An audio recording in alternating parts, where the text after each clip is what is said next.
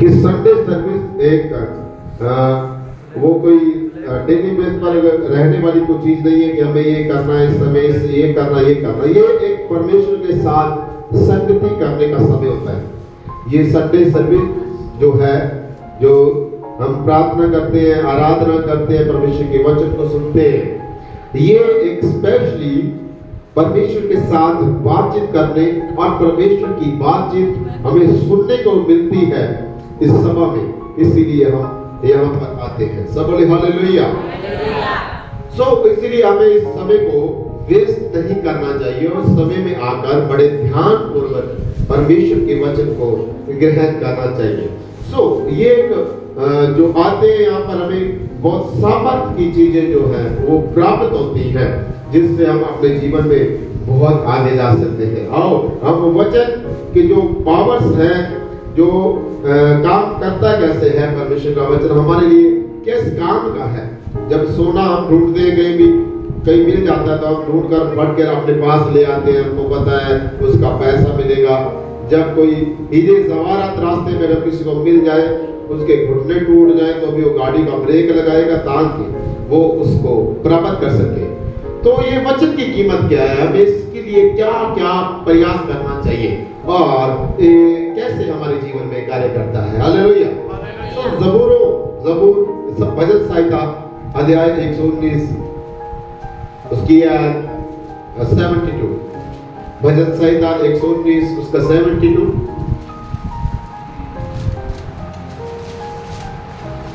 हमें थोड़ा सा ध्यान पूर्वक इस वचन को जो है सुनना होगा। जिस वचन को हम सुनने के लिए जा रहे हैं, जो चीज हम लेने के लिए जा रहे हैं, जब जिस काम को, जिस नौकरी में अगर कोई जाता है, उससे पहले उसका क्या बेनिफिट होगा, उसका क्या क्या चीज हमको मिलेगी, उसमें क्या क्या चीजें सुविधाएं हमको मिलेगी, और उनके बारे में जानना चाहता है पोस्ट भरने से पहले। तो इसीलिए हमें जानना चाहिए कि इस वचन को हम सुनने के लिए जा रहे हैं, इस वचन को हम ग्रहण करने के लिए जा रहे हैं, ये काम किस आएगा। जब हमें पता चलेगा ये किस काम आएगा, तभी हम उसको संभाल कर रख लेते हैं। जैसे कि किसी भी चीज को जो हमें खाने के लिए मिलती है, हमको संभाल कर रखते हैं। हम पता है कि हमारे पेट भरने के कार्य आएगी और उसके बाद वो हमें एनर्जेटिक करेगी, हमें सामर्थ्य करेगी, हमें ताकतवर करेगी, ताकि हम जीवन जीने के लिए आगे बढ़ सके। सो आइए हम परमेश्वर के कलाम को सुनते हैं। भजन संहिता अर्थात ज़बूरों की पोथी अध्याय उसका 119 72 अर्थात 72 है। तेरी दी हुई व्यवस्था, परमेश्वर का जो वचन हमें दिया गया है आज की डेट में, इससे पहले भी जो हम लगातार परमेश्वर के वचन को ग्रहण करते हैं, आज जो दिया गया है वो परमेश्वर का वचन अर्थात परमेश्वर की व्यवस्था मेरे लिए हजारों रुपए और मोहरों से भी उत्तम है। मोहरों से भी क्या है, उत्तम है। और हमें इस बात का ध्यान रखना चाहिए, उस समय की बात है जब ये राजा दाऊद जो है इजराइल के ऊपर शासन करता था। उस समय रुपए की कीमत, 1 रुपए की कीमत बहुत ज्यादा थी। कुछ समय पहले देखें, हमारे फादर साहब बताते हैं कि एक दिन में हम 5 रुपया जो है वो दिहाड़ी करते थे। वहां पे काम करने में क्या 5 रुपये हमें डेली का काम करने का मिलता था। तो ये बात 50 या 60 साल की है, उससे पहले की बात है। ये जो दाऊद नबी की बात है, ये लगभग 3000 से भी ज्यादा साल हुए इसको। उस समय रुपयों और मोहरों की कीमत बहुत ज्यादा थी, इसीलिए वो बोल रहे हैं कि तेरी दी हुई व्यवस्था, दाऊद कह रहा है तेरी दी हुई व्यवस्था रुपयों, हजारों रुपयों और मोहरों से भी क्या है, उत्तम है। सो इस उत्तम चीज को हमें क्या करना है, ग्रहण करना है। इस उत्तम चीज को हमें अपने जीवन में लेना है। जैसे हम सोना चांदी खरीदने के लिए तत्पर होते हैं कि कब पैसा हो, हम घर बना लें, हम सोना ले लें, हम चांदी ले लें, हम जवाहरात ले लें और अपने जीवन को क्या करें, एक संतुष्ट जीवन बना पाए। तो इसीलिए हम हर एक चीज को प्राप्त करना चाहते हैं, लेकिन परमेश्वर का वचन जिन चीजों से आप प्रसन्न, अपने अंदर शांति को प्राप्त करना चाहते हैं, उससे भी जो है क्या है, ज्यादा मूल्यवान है। इसका 105 आयत पढ़ेंगे। तेरा वचन, प्रभु कह रहा है, प्रभु को जो कह रहा है, दाऊद कह रहा है, प्रभु तेरा वचन मेरे पाँव के लिए दीपक, मेरे पाँव के लिए दीपक, और मेरे मार्ग के लिए उजियाला है। और मेरे मार्ग के लिए क्या है? उजियाला है, रोशनी है मेरे मार्ग के लिए। प्रभु तेरा वचन मेरे पाँव के लिए दीपक है। जहाँ जहाँ मैं जाता हूँ, अंधकार में अगर मैं चलूं तो भी तेरा वचन मुझे क्या देगा? प्रकाश देगा। जब भी मैं चलूंगा मेरे पाँव के सामने मेरे लिए रोशनी का क्या करेगा? काम करेगा। जब भी मैं बुराई में जाऊंगा तो ये तेरा प्रकाश, तेरी रोशनी मुझे अंधकार में जाने नहीं देगी, मुझे बुराई में जाने नहीं देगी। तो परमेश्वर के लोगों, ये वचन जो है वो लिखा है, जैसा बोल रहा है कि तेरा वचन मेरे पाँव के लिए क्या है? दीपक है, रोशनी है। जब भी रोशनी नहीं होती, कल रात का समय था, रात के समय मैं यहाँ से निकला और मैं किसी घर में जा रहा था और रास्ते में क्या एक सांप बड़ा छोटा सा, जो दिखाई देने में बड़ा मुश्किल था, इतना लंबा था। और जब जा रहा था तो क्या, अगर वो रोशनी, अगर ये फोन का टॉर्च मेरे पास नहीं होता तो मुझे ऐसा लग रहा कि जब मैं चल रहा था उसके ऊपर पाँव में अगर दे देता तो मुझे काट लेता। तो ऐसे ही परमेश्वर का वचन, अगर ये रोशनी हमें मौत से बचाती है, रोशनी हमें क्या है? मौत से बचाती है। ये रोशनी तो हमें मौत से, इस धरती की मौत से बचाती है, लेकिन ये जो वचन की रोशनी है वो हमें आत्मिक मृत्यु से क्या करती है? बचाती है, वहां से निकालती है। हालेलुया। तो इसलिए हमें वचन को इग्नोर करने का कभी भी बेवकूफी नहीं करना चाहिए, क्योंकि ये वचन बड़ा सामर्थ्य होता है और इस वचन के बगैर हम जीवित नहीं रह सकते। जैसा यीशु के पास शैतान आया, जब यीशु मसीह 40 दिन तक उपवास के बाद उसको भूख लगी तो लिखा है, उसने यीशु को कहा कि ये पत्थर को तो हुक्म दे कि ये रोटी बन जाए। जब शैतान ने ये बात यीशु से कही तो यीशु ने उसको उत्तर दिया, कहा कि मनुष्य सिर्फ रोटी से ही नहीं बल्कि हर एक उस वचन से जो परमेश्वर से मुख से निकलता है उससे जीवित रहेगा। तो हमें वचन को, उसकी जो क्वालिटी को, उसकी पावर्स को जानना होगा। फिर हम वचन का कदर कैसे करेंगे, कैसे उसकी इज्जत करेंगे, उसके बाद हम उसकी इज्जत करेंगे जब पता होगा कि वो कार्य क्या कर सकता है। हम किसी आदमी का इज्जत क्यों करते हैं? कोई किसी की बड़े होने की इज्जत नहीं करता कि वो कोई बुजुर्ग है, असल में वो उसकी ओहदे की इज्जत करता है। अगर कोई इंस्पेक्टर है तो आपके घर में आएगा, आप उसको पानी पूछेंगे, आप उसको चाय पूछेंगे, ताकि वो किसी आपके काम में आएगा। कभी समय आएगा तो वो क्या आपको मदद करेगा। अगर कोई पैसे वाला धनी व्यक्ति है तो आप उसकी इज्जत करते हैं, क्यों? क्योंकि समय आएगा, कभी जरूरत पड़ेगी तो वो हमें दे देगा, उससे हम मांग सकते हैं। तो इंसान उसी की इज्जत करता है जिसकी वैल्यू उसको पता होती है। तो इसीलिए हमको क्या होगा? वैल्यू पता होना चाहिए, उसका पता होना चाहिए कि उसकी सामर्थ्य क्या है, उससे हमें मिल क्या सकता है। यीशु का वचन हम डेली सुनते हैं, हम संडे के संडे जाते हैं, ये क्या कर सकता है हमारे जीवन में, इसका महत्व क्या है हमारे जीवन में, हमको ये जानना जरूरी है। हालेलुया। वचन को सुनना बाद में, लेकिन उसका पता होना चाहिए कि वो कैसे हमारे जीवन में कार्य कर सकता है। तो उसने पहले कहा है, तेरा वचन मेरे पाँव के लिए दीपक है और मेरे मार्ग के लिए उजियाला है। तो आपको पता चलेगा कि आपके मार्ग में, जैसे कल ये जो फोन है, जो सेल फोन है, ये इसने मेरे लिए रोशनी का कार्य किया और इसने मेरे इस धरती पर, हो सकता है उसमें जहर सांप में हो या ना हो, सांप सामने आया मतलब शैतान, समझे? मैं शैतान उसके कंपैरिजन कर रहा हूं ताकि इस चीज को मुझे रात को परमेश्वर ने दिखाया कि रोशनी आपके शैतान कहां पर आपका वार कर सकता है। परमेश्वर का वचन उसके लिए आपको आग्रह करेगा, आपको क्या करेगा? उसके लिए आपको सूचित करेगा, आपको उसके लिए पहले से क्या कर लेगा? बता देगा कि शैतान आगे जो है आपको बर्बाद करने के लिए, आपको मारने के लिए खड़ा हुआ है। पीछे निकल ले, यहाँ से निकल ले, ये तुम्हारा रास्ता नहीं है। रोशनी आगे। जब भी देखो ना, जब कभी भी रात को हम बाइक चलाते हैं, रोशनी में आगे कुछ लोग खड़े हुए देखे, रात का अंधेरा हो, बहुत दूर तक हमारे बाइक की रोशनी हो और बहुत सारे लोग खड़े हुए हम देखे, तो हम अपना रास्ता बदल लेंगे। क्यों? क्योंकि रोशनी हमने देख लिया। दिन को हम आगे सामने किसको देखते हैं? जब बहुत दूर तक पुलिस वाला दिखता है आपको, ध्यान दीजिए, सामने आपका ध्यान हो, आपका ध्यान भटके नहीं। आज का वचन आपके समझ में आना चाहिए। नहीं आए, आप वचन का कभी कदर नहीं कर पाएंगे, कभी उसकी इज्जत नहीं कर पाएंगे, क्योंकि जब तक आपको पता नहीं है वो किस काम का है, तब तक आप कभी भी किसी चीज की इज्जत नहीं करते। अगर किसी जिसको पता नहीं है हीरा किस काम का है, हीरा कैसा होता है, अगर वो किसी कबाड़ी के हाथ में लग गया तो वो कबाड़ में डाल लेगा, वो कांच वाले को बेच देगा, क्या करेगा ज्यादा से ज्यादा यही करेगा। तो इसीलिए आप कबाड़ी मत बने, आपको पता होना चाहिए कि कौन सी चीज किस काम की है, तब आप जाकर जौहरी बन सकते हैं, तब आपको हीरे की कीमत का पता चलेगा। उससे पहले आपको कुछ नहीं पता चलेगा। अगर आपको कुछ पता नहीं होगा, कुछ जानकारी नहीं होगी, तो आप कभी कीमती चीजें अपने जीवन में नहीं ले सकेंगे। सब बोले हालेलुया। प्रभु यीशु मसीह की समाज के लिए उजाला है। सो इसीलिए वचन को बड़ा स्थिरता के साथ, ये वचन के लिए मैंने आज कुछ समय लिया था कि ताकि आपको वचन को आप इज्जत करने वाले लोग बने, वचन का आदर करने वाले बने। ये वचन मैं अपनी ओर से नहीं बोल रहा हूँ, ये वचन परमेश्वर के दिए हुए इस धर्म ग्रंथ पवित्र बाइबल में लिखा हुआ है। ये वचन परमेश्वर की ओर से है और लिखा हुआ है, जो वचन परमेश्वर की ओर से होता है वो कभी भी प्रभावरहित नहीं होता।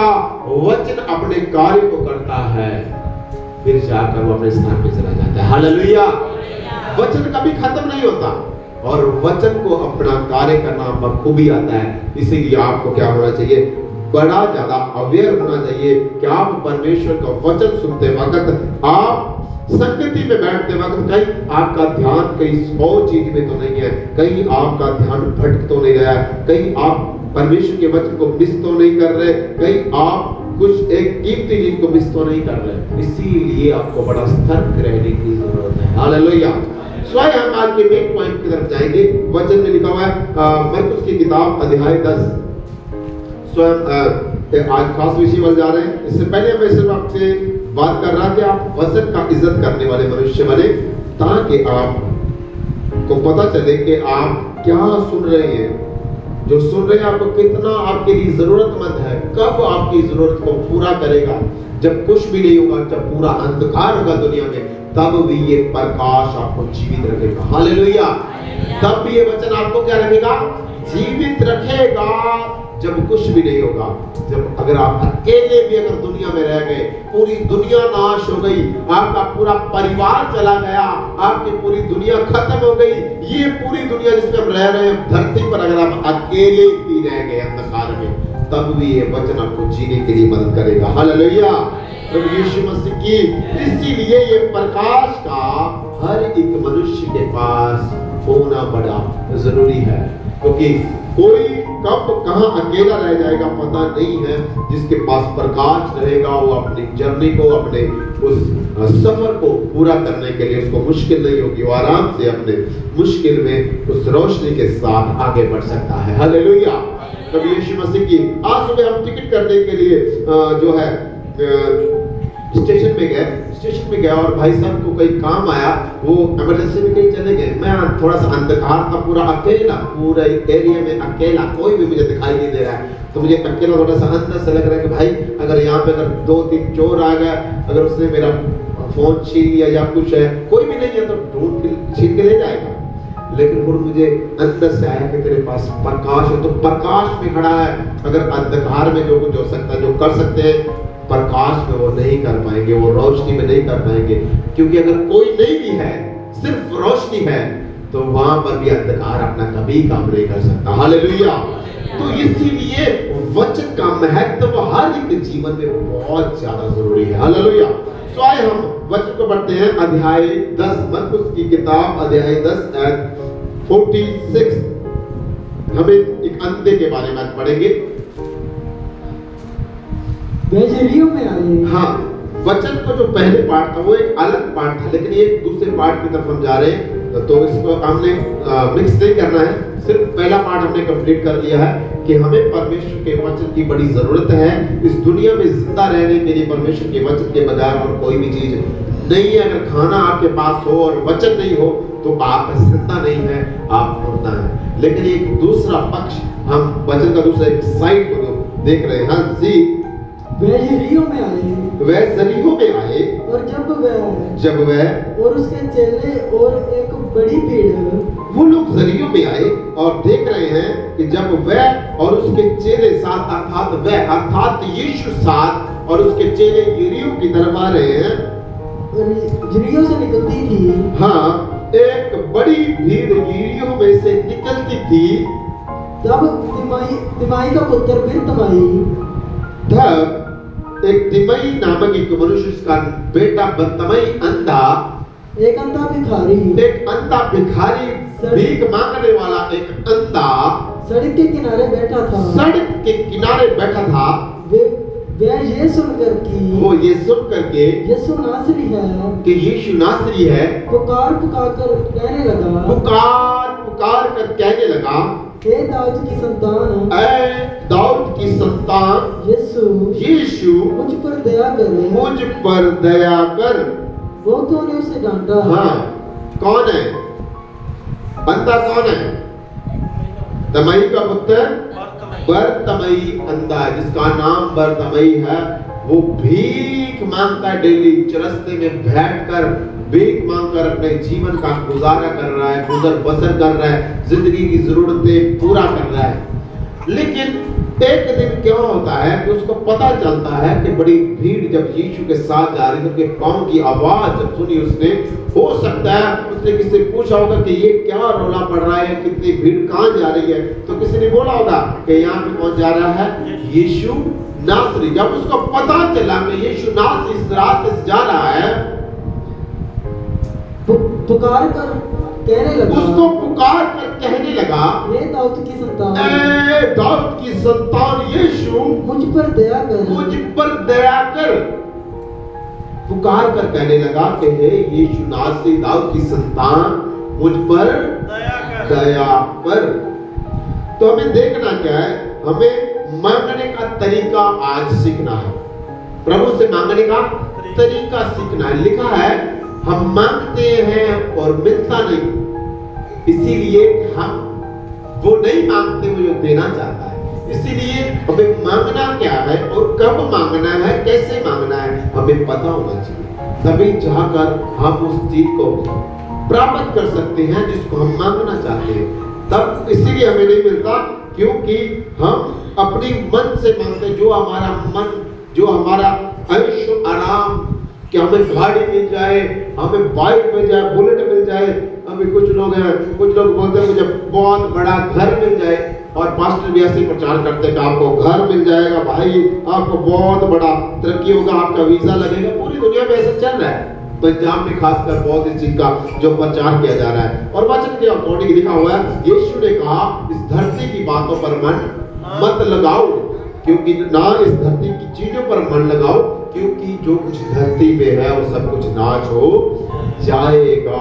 स्वर्ग की बातों पर मन लगाओ, स्वर्ग में अपना धन इकट्ठा करो, ना वो चोर वहां पे चुरा सकता है, ना कीड़ा से ला सकता है, ना कोई वहां पर बिगाड़ सकता है। क्योंकि हमें उन चीजों को मांगना है जो परमेश्वर को चाहिए, देना हमें चाहता है, जो उसको पसंद है, उन चीजों को हमें मांगना चाहिए। और मांगना कैसे है, हमें आज बरतमई से सीखना। जो अंधा है, जो कभी स्कूल नहीं गया होगा, जिसकी नॉलेज में इजाफा नहीं है, जो बेवकूफ लोग समझते होंगे उसके तो अंधा है, उसको पता नहीं है। लेकिन ये अंधे ने कैसे प्रभु से जीवन पाया, कैसे रोशनी पाई, कैसे वो पा लिया जो उसको चाहिए था। लेकिन तरीका बहुत यूनिक था, इसलिए हमें उस तरीके को हमें सीखना है ताकि हम भी जो मांगे हमें मिल सके। हालेलुया, प्रभु यीशु मसीह की। लिखा हुआ है वह यरीहो में आए, और जब और उसके चेले और एक बड़ी भीड़ यरीहो में से निकली, तब तिमई का पुत्र बरतमई एक अंधा भिखारी सड़क के किनारे बैठा था, और वह सुन करके यीशु नासरी है पुकार कर कहने लगा, हे दाऊद की संतान यीशु मुझ पर दया कर। हम भी जब प्रभु यीशु मसीह के पास कोई भी आता है तो वो ऐसे करता है कि यीशु मुझे बचा, मुझे बचा, मुझे बचा। कोई लंगड़ा आएगा तो बोले मुझे चला, अगर अंधा आएगा तो मुझे आंखें दे, और जो कि बीमार आएगा तो वो क्या कहेगा मुझे तंदुरुस्त कर दे। तो यही बातें वो भी बोल रहा है। हमें ये बात बर्तमई भी बोल रहा है, ये बात हम भी बोलते हैं, हम सब बोलते हैं। जो कुछ हमें चाहिए, अगर चंगाई चाहिए तो हम यही बोलते हैं कि हमें चंगाई दे दो। अगर हमें कोई बीमारी से तंदुरुस्ती चाहिए तो हम ये बोलते हैं। जो कुछ हमें चाहिए हम परमेश्वर से मांगते हैं, लेकिन कभी देखा कुछ चीजें हमें नहीं मिलती, उसका कारण हमारा तरीका सही नहीं है। तो आगे वचन पढ़िए, थोड़ा सा वचन पढ़ेंगे हम लोग। बहुतों ने उसे डांटा बहुतों ने उसे डांटा कि चुप रहे, चुप रहते, पर वह और भी पुकारने लगा। हाँ, जब बोला अंधे चुप कर जा, तू चुप कर, तेरी बात नहीं सुनेगा यीशु, जब ये बातें करने लगे तो और भी चिल्लाने लगा, हे दाऊद की संतान, हे दाऊद की संतान, मुझ पर दया कर, मुझ पर दया कर। जब उसको रोका गया तब क्या बोला था? और भी ज्यादा चिल्लाने लगा। जब यीशु में कोई आता है, आप आज के प्रभु का धन्यवाद हो, आपका कोई रिश्तेदार जब आएगा तब उसको रोकने वाले, आपको भी रोकने वाले बहुत होंगे। जब आप पहली बार आए होंगे कि ये क्या उल्टा पुल्टा सीख लिया आप लोग ईसाई बन गए, आप लोग ये क्या मुसलमान बन गए। हमारे इधर पंजाब में बोलते हैं मुस्लिम बन गए, मुसलमान बन गए। तो अलग अलग बातों पर क्या है, लोग हमें टॉर्चर करते हैं, लेकिन इसको भी टॉर्चर कर रहे हैं। अंधा तो कैसे, तुम्हें कोई दिखता नहीं है, बकबक लगा रखी है, क्या बातें कर रहे हैं फालतू में, चुप कर दूं, तुम्हारी बात वो नहीं सुनेगा, इतनी भीड़ है कैसे सुनेगा। तो एक बात मुझे याद आई कि यीशु मसीह बड़ा सामर्थी है, जहाँ पे लिखा हुआ है एक 12 साल जिसके की रोगन जो थी, जिसका लहू बहने का बीमारी लगा हुआ था, जब लिखा हुआ है उसका पल्ला छुआ तो वो क्या होगी? चंगी होगी। तब यीशु ने कहा किसने मुझे छुआ, किसने मुझे छुआ। उसको पता है एक खास सामर्थ किसके अंदर मुझसे निकली है और किसके अंदर चली गई है। और वहां पर लोग क्या बोल रहे थे कि तेरी नहीं सुनेगा, तेरी क्या है नहीं सुनेगा, तू चुप कर, तेरा काम बोलना नहीं है, तू अंधा है, तू अपना काम कर। लोग आपको भी अंधा बना के रखना चाहते हैं, आपको सुजाग होना देने नहीं चाहते, आपको रोशनी देखना देना नहीं चाहते, आपको अंदर की ये उल्टे पुल्टे कामों में हम जैसे हम फंसे हुए हैं वैसे ये लोग फंसल है, गंदी आदतों में जैसे हम फंसे हैं वैसे ये फसल है। ये कहीं जीवन ना पाले। लोग उस अंधे को सुजाग का होना देना नहीं चाहते, उसको चुप कराना चाहते थे कि तू अंधा ही ठीक है। इसीलिए हमें उस चीज को पूरा गौर करना चाहिए कि जब भी हम देखने की तरफ, जब रोशनी की तरफ जिसने हमें ठीक करना, जब हम उसकी ओर फिरते हैं तो हमें रोकने के लिए ताकतें शैतान की ओर भेजी जाती है, ताकि हम वो जिसको हम पाना चाहते हैं उसको हम ना पा सके, जो प्रभु हमें देना चाहता है हमें ना दे सके। उसके लिए शैतान को पता है अगर ये पुकार रहा है तो लिखा हुआ यीशु ने कहा मुझे पुकारते मैं उत्तर देवांगा। हालेलुया। तो जब पुकार रहा था शैतान इस बात को जानता था कि यिर्मयाह की किताब में ऐसा परमेश्वर ने कहा है अगर ये अंधा पुकार रहा है तो ये ठीक हो जाएगा, ये तो तंदुरुस्त हो जाएगा, तो देखने लगेगा, ये तो प्रभु की महिमा होगी, बहुत सारे लोग विश्वास में आ जाएंगे, मेरा काम खत्म हो जाएगा, इस इलाके से मैं गायब हो जाऊंगा। इसीलिए शैतान ने उसको चुप कराने की कोशिश की। अब असल में वो मनुष्य नहीं थे जो मनुष्यों की बात मान किया, उसने बोला कि तू चुप कर, तो वो मनुष्यों के बीच में से हो जाने वाला शैतान उसको चुप कराना चाहता था, जिससे कि कहीं ऐसा ना हो कि परमेश्वर उसकी बात को सुने। उसका वादा है कि मुझसे पुकार मैं तुम्हें उत्तर दूंगा, कहीं ऐसा ना हो कि वो सुने और ये तंदुरुस्त हो, ये देखे और पूरे इलाके में मेरा काम खत्म हो जाए। शैतान इलाकों को पकड़ लेता है। जब खुदा एक को चंगा करता है, एक को तंदुरुस्त करता है, तो पूरे इलाके में खुदा की महिमा होती है और शैतान की हार होती है और लोगों के अंदर खुदा का डर और खुदा के प्रति इज्जत बढ़ जाती है। हालेलुया। प्रभु यीशु मसीह की। इसीलिए जब आप भी मसीह में आए, आप में रुकावटें आई हो, तो अगर आप किसी को कभी जाकर प्रचार प्रभु का सुसमाचार प्रभु के वचन को सुनाते हैं, जब वो आपका बात को मानकर अर्थात सुसमाचार पर विश्वास कर यीशु के पीछे आना चाहेगा, तो उसको भी ऐसे ही रोकने की कोशिश की जाएगी कि तू कहां चल गया। उसको पता है अगर ये जो लंगड़े को आपने कहा कि क्या उसे समाचार सुनाया कि यीशु के पास आ जाओ वो चंगा हो जाएगा, तू एक बार वो आ जाता है, एक बार आ जाता है, एक बार पुकारता है। लेकिन जब लोग दबाते हैं, लोग बोलते हैं कि यह मत कर, इतने दिन हो गए तो अच्छा तो हुआ नहीं है, संडे के संडे प्रार्थना में जाता है, सेवा में जाता तो ठीक नहीं हुआ, तेरा अभी तक तो तू चलने नहीं लगा, अभी तक तो तू गूंगा है तो बोलने नहीं लगा, अभी तो अंधा है तो देखने नहीं लगा, तू चुप कर, प्रभु तेरी सुनेगा नहीं। लेकिन ये झूठ है। यीशु ने जब कह दिया वो मनुष्य की न्याय नहीं है कि वो अगर आप उससे मांगे तो आपको ना दे, वो अपनी बात से मुकरने वाला खुदा नहीं है। इसीलिए जरूरत हमें है कि हम मैच्योर हो और मांगना सीखें। और इसने बोला कि हे दाऊद के पुत्र मुझ पर दया कर। रुका नहीं है वो रुका नहीं है, वो मनुष्यों की बातें सुनकर रुकने वाला नहीं है।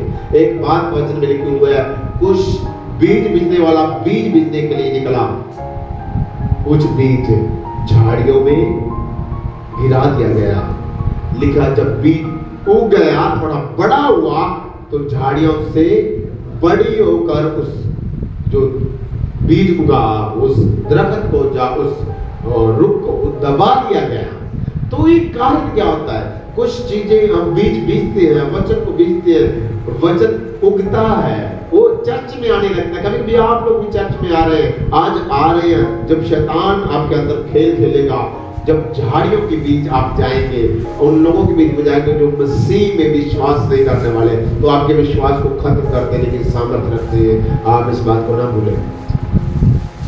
बीज वो भी परमेश्वर का था जो अच्छी धरती पर गया, बीज वो भी जो पथरीली धरती पर गया।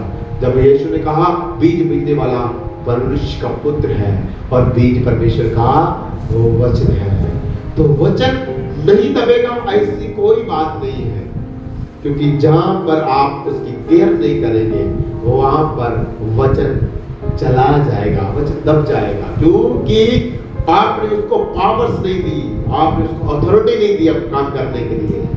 तब क्या होगा, वो वचन वहां दब जाएगा और परमेश्वर के वचन का सही तरीके से जो आपके अंदर काम नहीं कर सकेगा। इसलिए बड़ा ध्यान से सुनिए कि ये वचन जो परमेश्वर का था कि तुम मुझसे प्रार्थना कर मैं तुम्हें उत्तर दूंगा, इसने उस बात को अपने अंदर ले लिया, इस अंदर ने अपने अंदर लिया होगा, मैं जानता हूं, क्योंकि एक इजराइल में रहने वाला इजराइली था, इसको पता था, वो वचन को जानने वाला मनुष्य था। हालेलुया। प्रभु यीशु मसीह का इसने फिर चिल्लाकर बोला, हे मनुष्य के पुत्र, प्रभु यीशु मसीह मुझ पर दया कर। आगे बढ़िए। तब यीशु ने ठहर कर कहा, हाँ, दूसरी बार जब उस अंधे ने कहा, हे दाऊद के पुत्र मुझ पर दया कर, तब प्रभु यीशु मसीह रुक गया। तब प्रभु यीशु मसीह उसकी सुनने के लिए, उसको उत्तर देने के लिए क्या हो गया, रुक गया। ये कब हुआ, जब उसने पुकारना नहीं छोड़ा। तब तक लोगों ने उसको बोला, उन लोगों की बोलने का विश्वास नहीं किया उन लोग कि वो पता नहीं निकल गया आगे, ये शुद्ध आगे निकल गया, अब कहां सुनेगा। लेकिन दूसरी बार जब अंधे ने पुकारा, ऐसा लिखा है, एक बड़ी भीड़ यीशु के पीछे थी, यीशु आगे आ गया था। तब यीशु को पता चल गया कि मुझे बर्तिमाई पुकार रहा है। जब आप प्रार्थना करते हैं तो प्रार्थना करते वक्त ये मत सोचिए कि वो मेरी तरफ पता नहीं सुन रहा है या मुझे नहीं सुन रहा। जब भी आप प्रार्थना कर रहे हैं वो आपकी सुन रहा है। एक बार आपको उत्तर दिया, इसका मतलब यह नहीं कि वो सुन नहीं रहा है। बर्तिमाई ने एक बार बोला, उसने जवाब नहीं दिया, इसका मतलब ये नहीं कि बर्तिमाई की बात यीशु तक नहीं पहुंची, ऐसी कोई बात नहीं है। पहली ही बात बर्तिमाई की बात यीशु तक पहुंच गई, लेकिन यीशु मसीह इस बात पर गौर कर रहा था कि ये लोगों के दबाने से लोगों की बात सुनता है या मेरे वचन पर भरोसा करता है। जब मैंने इसको कहा, लिख कर दिया कि मैं तुझे उत्तर दूंगा, तो ये देखता है कितनी समय मेरी बात पर विश्वास करता है। ऐसा नहीं है कि उसने पहली बार नहीं सुना, उसने पहली बार सुन लिया था। लेकिन हमें इस बात पर गौर करने की जो जरूरत है कि हम एक बार बोलते कि प्रभु मेरे घर के लिए ये कर दे। जब बहुत दिनों बाद जब नहीं होता तो फिर प्रभु को बोलते हैं कि मैंने तो मांगा था, तूने मुझे दिया नहीं। तो कुछ समय के लिए परमेश्वर हमें वेट करने के लिए कहा था, फिर से पुकारता रहे, मिल जाता है। पहली बात उसने रुका नहीं, वो प्रार्थना करने के लिए, बुलाने के लिए, आवाज लगाने के लिए वो रुका नहीं है किसी के कहने पर। दूसरी बात, हाँ जी आगे बढ़िए। तब यीशु ने ठहर कर कहा, उसे बुलाओ। पहली बात, उसने बुलाया। यीशु उसको नहीं जानता था, लेकिन उसको पता था कि ये अंधा मुझे पुकार रहा है, उस रास्ते में जा रहा है, उसको पता है मैंने किसको चंगा करना है, कितना टाइम लगेगा उसको चंगा करने में, कितनी बार वो मुझे पुकारेगा तब मैं उसको उत्तर दूंगा, कब मैं उसे बुलाऊंगा। यीशु को सब पता है, लेकिन मैं और आप को याद नहीं है, समझ नहीं है कि प्रभु की मर्जी कैसे उसको पूरा करना है, कब वो हमारी बात न सुनेगा। तो देखिए कि लिखा हुआ है, तब यीशु रुक कर कहा, उसने कहा, उसे बुलाओ। क्या करो? उसे बुलाओ। उसे बुलाओ। किसको बुलाओ? किसको बुलाओ? अंधे को बुलाओ। किसको बुलाओ?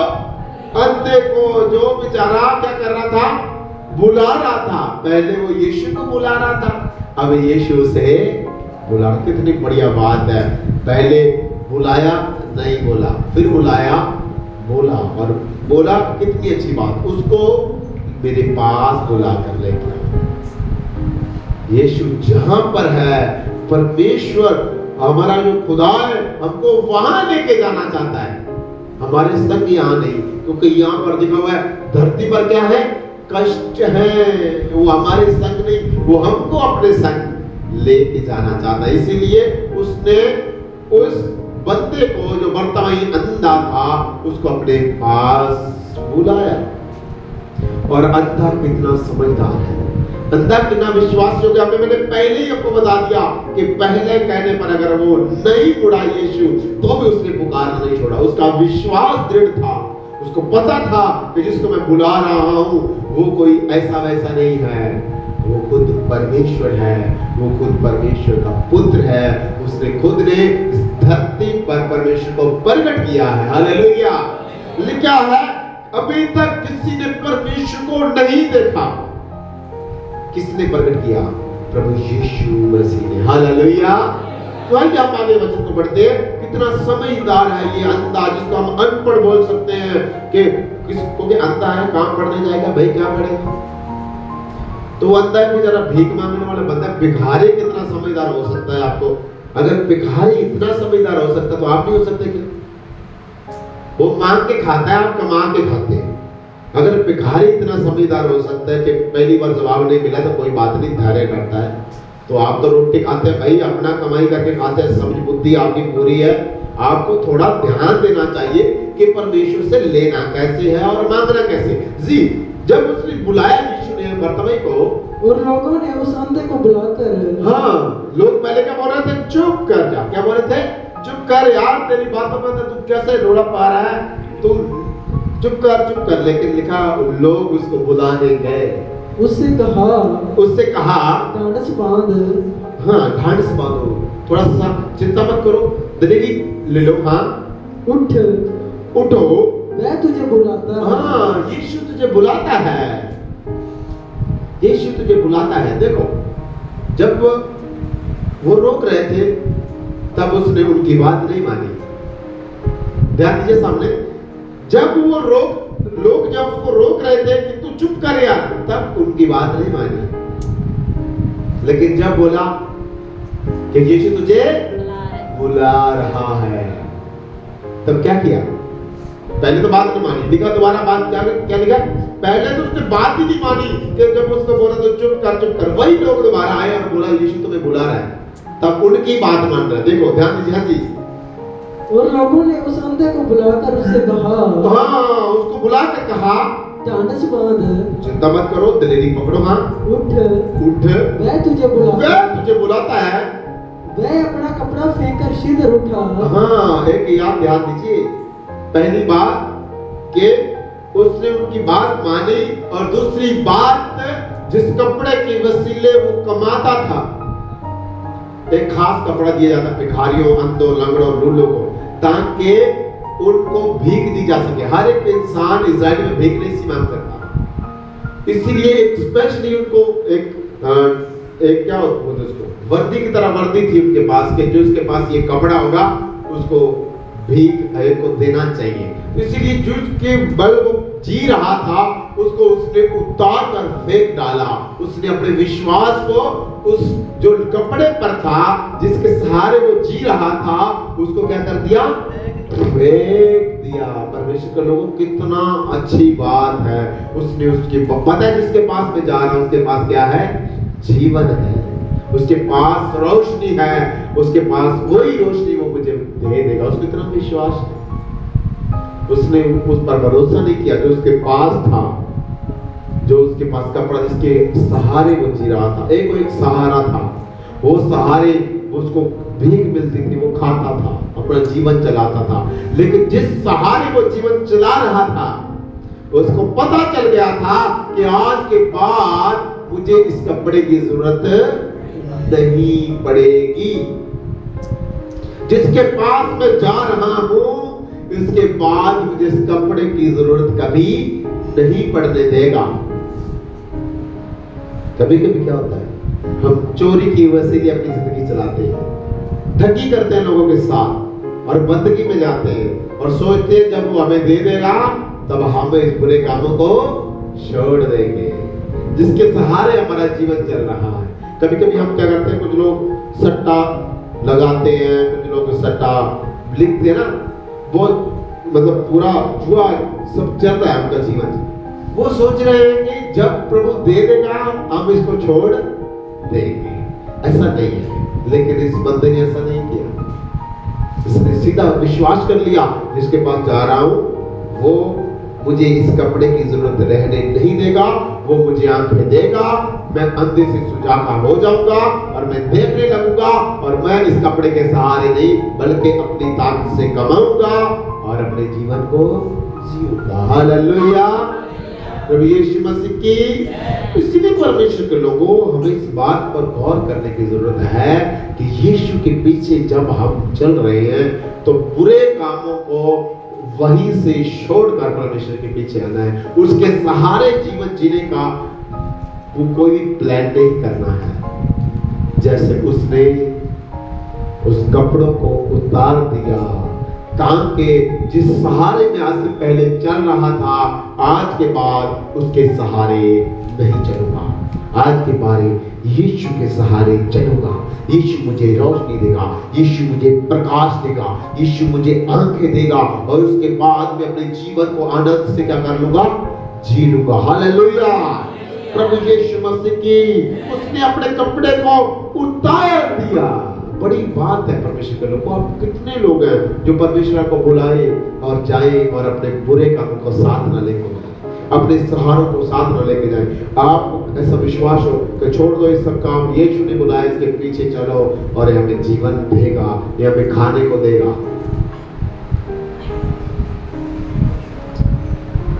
आप अपने बुरे कामों को सबको छोड़ना चाहिए, क्योंकि वो परमेश्वर वो है जो एलिया को सिनारे के ऊपर मांस मुहैया करवाता है। किसके वसीले? एक कौवे के वसीले। वो कौवे को भेजता है कि वो मांस और गोश्त का टुकड़ा वो जाकर किसको दे के आए? एलिया को दे के आए। लालची जो पक्षी है उसको भी खाने नहीं देता है। आपका भोजन आप तक पहुंचाएगा, आपकी जरूरत को पूरा करेगा, लेकिन तब जब आप सब कुछ प्रभु के लिए छोड़कर सिर्फ खुदा पर भरोसा करेंगे। लिखा है अपनी समझ का सहारा ना ले, अपनी पूरी बुद्धि से पूरी समझ खुदा पर भरोसा कर, उसकी मर्जी को पूरा कर। तो ये सब बातें कहने की नहीं है, सिर्फ ये बातें प्रचार करने के लिए नहीं है, ये सिर्फ सुनने के लिए नहीं है। वचन में ऐसा लिखा है कि वो मनुष्य जो परमेश्वर के वचन को सुनकर मानता नहीं है, वो उस मनुष्य के समान है जिसने अपना घर बालू पर बनाया है। हनेरी चली, आंधी चली, भी बरसा, उसको धक्के लगे और उसका बड़ा नाश हो गया, कुछ नहीं बचा। दूसरे पास लिखा, जो परमेश्वर के वचन को सुनता है और सुनकर मानता है वो उस मनुष्य के समान है जिसने अपना घर चट्टान पर बनाया। उसकी नींव गहरी थी, वो बालू में नहीं था, इसीलिए बहुत सारी अंधेरियां आने भी चली, मींह बरसा, उसको धक्का लगाया गया, लेकिन वो कभी नहीं गिरा, वो स्थिर बना रहा। Hallelujah, hallelujah. तो इसलिए परमेश्वर का वचन का पीछा करना बड़ा जरूरी है, परमेश्वर के वचन के अनुसार जीना बड़ा जरूरी है। जब आप ये सब काम नहीं करते हैं, खुदा के वचन को इग्नोर करते हैं, तो इसमें यीशु का कोई भी नुकसान नहीं है। नुकसान आपका है और मेरा है, अगर हम परमेश्वर के वचन के अनुसार नहीं चलते। वचन को पूरा पढ़ते हैं, आज के वचन को समाप्त करते हैं। और यीशु के पास आया। हाँ, वो यीशु के पास आया। इस पर यीशु ने उससे कहा, इस पर यीशु ने उससे कहा, तू क्या चाहता है? तू क्या चाहता है कि मैं तेरे लिए करूं? अंधे को कौन पूछ रहा है? यीशु पूछ रहा है। पहले बोला था, प्रभु मुझे वो चाहिए, प्रभु मुझे वो चाहिए, प्रभु मुझे वो चाहिए। ऐसे नहीं, यीशु पूछेगा आपको क्या चाहिए। कब? जब आप उसकी मर्जी के अनुसार मांगेंगे। जब जो चीजें वो तो आपको देना चाहता है, जब वो मांगेंगे तब वो आपको देगा। बच्चों को हम क्या देना चाहते हैं? फ्रूट देना चाहते हैं। असल में हम फ्रूट देना चाहते हैं, उनको ड्राई फ्रूट देना चाहते हैं, उनको हरी हरी चीजें देना चाहते हैं जो उनकी हेल्थ के लिए अच्छी हो। बच्चे क्या करते हैं जब पैसा लेते हैं? कुरकुरे लेते हैं, चिप्स लेते हैं, और हम जल्दी से उसको पैसा देने के लिए मैं बहुत हाथ पीछे करता हूँ ताकि वो लोग गंदी चीजें ना खाए जो बीमार हो जाए जिससे। तो परमेश्वर पिता कितना समझदार है हमसे। हम तो बुद्धिहीन लोग हैं, तो भी अपने बच्चों के लिए कितनी अच्छी चीजें देना चाहते हैं। वचन में ऐसा लिखा ना, आप बुरे होकर भी अपने बच्चों को अच्छी वस्तु देना चाहते हैं, तो स्वर्गीय पिता कितना अधिक है, मांगने से आपको पवित्र आत्मा क्यों ना देगा। तो इसीलिए कुछ चीजें हमें खुदा के अधीन रहकर मांगनी चाहिए जो खुदा को अच्छी लगती है। बच्चा मांगेगा सेब तो मैं उसको ला कर दूंगा, वो कुरकुरा मांगेगा तो मैं उसको मना करूंगा। इसीलिए कुछ चीजें जो है वो हमें खुदा देना नहीं चाहता, और हम उसकी मर्जी के विरोध में अपनी मर्जी और अपनी समझ से कुछ मांगते हैं। कभी हम पैसा, कभी धन, कभी दौलत, कभी घर, कभी पैसा, कभी नौकरी। ये सब चीजें खुदा से हमको दूर करती है। जब अच्छा घर हो जाता है, अच्छी नौकरी हो जाती है, अच्छा पैसा हो जाता है, तो याद रखना ये चीजें आपको परमेश्वर से दूर करती है। हमने बहुत सारी गवाहियां देखी। कुछ लोग बने रहते हैं, ये नहीं कहता हूं। हमारे बीच में एक भाई था पंकज, वो बना हुआ है प्रभु में। एक भाई प्रिंस था, बिगड़ा हुआ है। कुछ दिन पहले हमने उससे बातचीत की, कितनी हालात उसकी बुरी हुई है आत्मिक, हम जानते हैं। इसीलिए वो चीजें खुदा को कभी नहीं देना चाहता जिससे आप बिगड़ जाए। तो इसीलिए मांगे उसकी अधीनगी में रहकर, उसकी मर्जी में रहकर। परमेश्वर आपको बीमार रखना नहीं चाहता, वो आपको तंदुरुस्त करना चाहता है, वो आपको नशे में रखना नहीं चाहता। मांगिए, प्रभु मुझे इससे नशा दूर कर दे। मांगिए, कैसे नहीं करेगा? मांगिए, प्रभु मुझसे बीमारी दूर कर, क्यों नहीं करेगा? क्योंकि वो बीमार रखना नहीं चाहता, नशे में रखना नहीं चाहता। जब आप धरती की चीजों पर, लिखा हुआ है धरती की चीजों पर मन ही मत लगाओ, तो धरती की चीजें मांगोगे तो देगा कैसे? क्योंकि उसको पता है अगर मैंने इसको ये दे दी तो इसमें फंस जाएगा और ये इसका नाश हो जाएगा और मैं इसको बचा भी नहीं पाऊंगा। लिखा है एक धनी मनुष्य का परमेश्वर के राज्य में प्रवेश करना मुश्किल है, इतना कि सुई के नाके में से ऊंट का निकल जाना क्या है?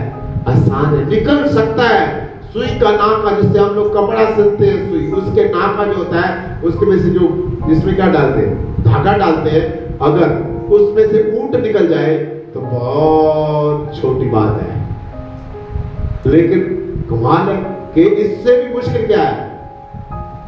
धनी मनुष्य स्वर्ग के राज्य में बढ़ेगा। इतना ऊंट है, कितने नाके में से निकलेगा? आसान नहीं है, बल्कि मुश्किल, नामुमकिन से भी और भी चीज क्या है, उससे भी बड़ी बात है, लेकिन इतना मुश्किल है धनी व्यक्ति। इसलिए धनी बनना ना चाहो और अपने आप को धनी बनाने की कोशिश मत करो।